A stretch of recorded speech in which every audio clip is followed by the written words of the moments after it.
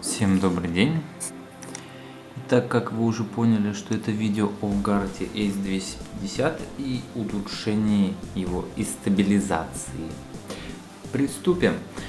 Сразу хочу предупредить, что у кого руки растут не из того места, лучше не суваться, ничего не делать. Просто я уже это делал и как бы знаю. И руки у меня растут из того места. В общем, сегодня я покажу два способа, как улучшить Garrett Ace250. То есть улучшить его стабилизацию и убрать левые сигналы. То есть, улучшить его частоту, так скажем. Так, сначала, естественно, все, что нам не нужно. Для удобства, конечно, нам нужна отверточка. Прежде всего, откручиваем сам блок.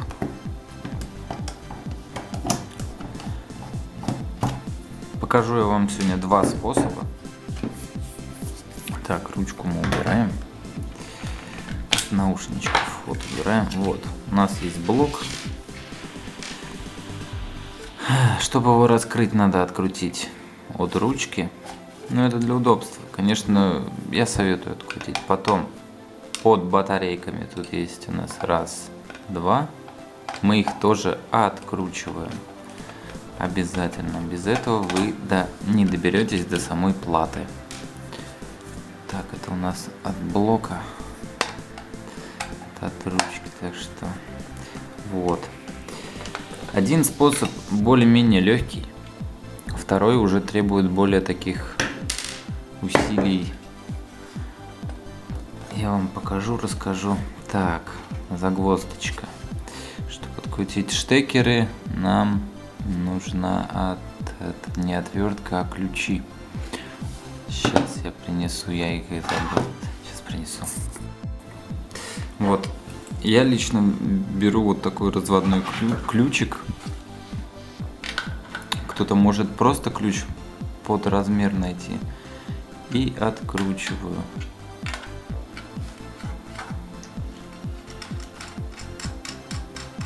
Ага. Главное, ничего не потеряйте. Все детальки, они нужны. Так, вот мы раскрутили под звук. Осталось под катушечку. Оп. Оп. Читал я это все на американских форумах, так как пляжники считается в Америке Garrett вообще все серии. Они лучшие считаются, я бы сказал. Все, открутили мы два шурупчика, держатели под катушки и под звук, и снимаем. Вот, получаем, вот видим, что у нас платка. Вот это вот у нас раз резистор, два резистор. Сейчас, если быть точным, покажу так. Вот раз резистор и два резистора. Есть способ один. Если вы посмотрите, тут такой как крестовая отвертка тоже пойдет. Да. Во-первых, перед тем, как что-то вот накручивать на резисторах, сфотографируйте, чтобы посмотреть, как они у вас стоят на заводских настройках. Если у вас не понравится и сама плата взбесится, потом на катушке будет реагировать на все подряд. Например, у меня такое было с первой настройкой, у меня медь стала черной, черниной отдавать, сразу же в первые ряды у меня вот сюда сыпалась медяха. Вот, так что сфотографируйте и уже исходя из этого будете настраивать. Первый способ заключается в том, что нам нужна только отверточка. Вот нижний резистор. Я сейчас уже крутить не буду. Во-первых, нужна не такая отверточка, а очень маленькая, как для телефонов. Вы берете вот так вот, чпоник, и крутите влево против часовой стрелки почти до упора. Не надо крутить до упора, потому что он у вас взбесится. Вам надо его стабилизировать, то есть немножко не докручивайте. Буквально там не полоборота, а даже чуть 1/4 оборота одного. Вот. Это первый способ. Если у вас лишние сигналы пропадут, например, касание катушки от травы, и глубина должна при этом способе, как и при втором, увеличиться буквально на 2 сантиметра. Это при стандартной катушке. Это в принципе неплохо. Это все делается автоматика, потом чувствительность настраивается людьми. Но они, может, это специальный ход маркетинг, то есть, чтобы вы... Хотя 2 сантиметра это вам особо пользы не даст, но иногда бывает и 2 сантиметра дают пользу, что лишнюю монетку можно вытащить. Конечно, да, если бы мы могли настроить, чтобы там на 10 сантиметров увеличилось, а специально производство Гаррета делали, уменьшали, так сказать, глубину, это был бы, да, это был бы маркетинг, ход, чтобы вы покупали катушку дополнительно, ну и так далее. Второй способ заключается в том, что нам нужен также разобрать все только что инструменты, которые я вам показывал, какими откручивал, и еще нужен микрометр.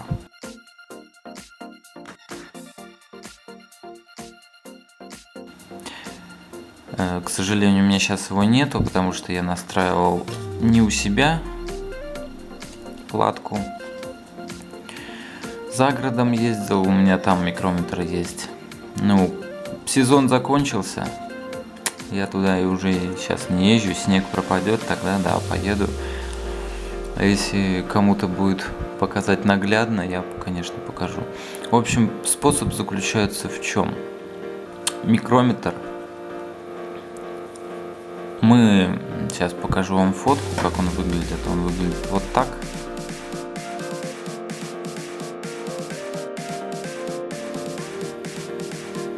Вот, там есть два кончика. Мы ставить будем вот на эти штучки, ушки, так сказать, на что припаяно. На левую и на правую, на любую из них. И мы должны выставить, там будет написано на микрометре, сейчас покажу фотку, введу 2000 К. Вот на это ставим, включаем микрометр и прислоняем и держим. И мы должны крутить так, чтобы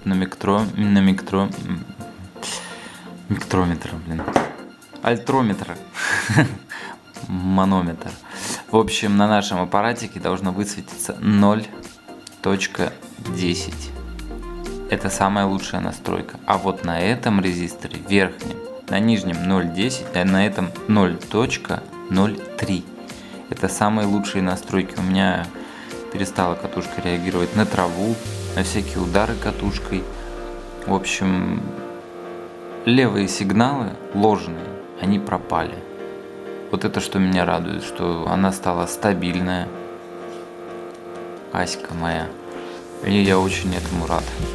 В общем, вот такие два способа. Если кому-то будет интересно, я, конечно, съезжу за микрометром и покажу это наглядно, как это делать, если кто-то реально не разобрался. Ну, в общем, вот такой способ. Мне он очень понравился, потому что у меня катушка и сама Аська стали хорошо работать, стабильно. Ну, я желаю вам удачи, аккуратненько настроить, прослушать все видео полностью, чтобы потом не было никаких ошибок у вас, чтобы вы не сказали: о, вот ты нам сказал сделать так, я сделал так, и у меня теперь Аська глючит. Нет, у меня она не перестала глючить, точнее не стала глючить, если сделать все правильно. Я просто общался с американскими коллегами на форуме, как правильно сделать, и они мне сказали самый лучший способ. Но это пляжный способ, то есть в зависимости от грунта, конечно, может у вас там не будет этих 2 дополнительных сантиметра, но она станет стабильной. Вот это вот я вам 100%, потому что я ходил потом еще в лес, У меня в лесу никаких проблем не было. Тем более через лес проходила эта электросеть, ну, то есть к деревушке. То есть никаких помех от электричества, волн даже не было. Вот. Так что делайте, апгрейдживайте и подписывайтесь, если вам понравилось такой апгрейдик. Не покупаю катушечки и стабилизирую. А на этом все. Всем пока и удачи.